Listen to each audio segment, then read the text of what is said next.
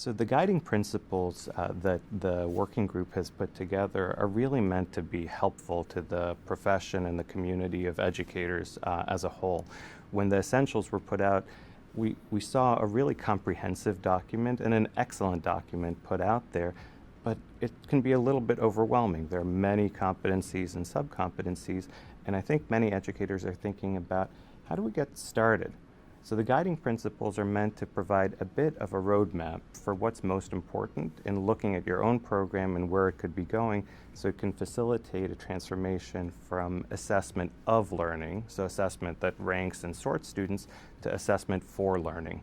So assessment that really helps students know where they need to go, what kind of resources they need to be pulling in to facilitate their own growth.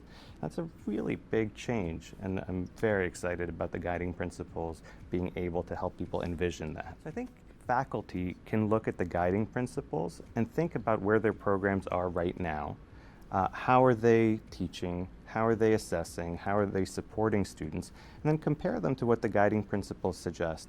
And what I would suggest would be to pick a few areas that might be kind of most tangible, most approachable, highest priority for faculty as a group to work on together. The process of implementing competency-based education is years and decades long.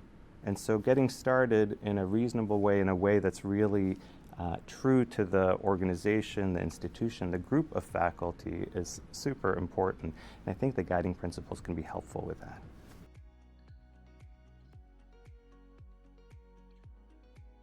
When I think about competency-based education, especially in the health professions, it involves all of the different professionals who are working on a team. And what we've been trying to do in academic medicine and in competency-based medical education is to create a culture that moves away from a fixed mindset where when you get feedback it means that there's something that you did wrong or maybe a way that you're being held back, into a culture of growth where the feedback is really the most valuable piece of what you're learning about yourself, and you use that to transform your own practice.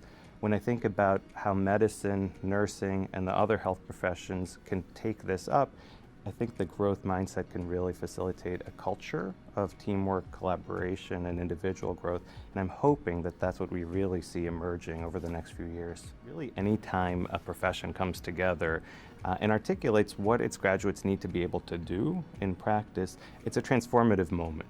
Right? So suddenly, learners can think about where the profession is going in the future, how they are going to be part of it, and teachers, importantly, can think about how their educational program should really help get learners there. So I think this is a great moment for nursing and a great moment for health professions education altogether.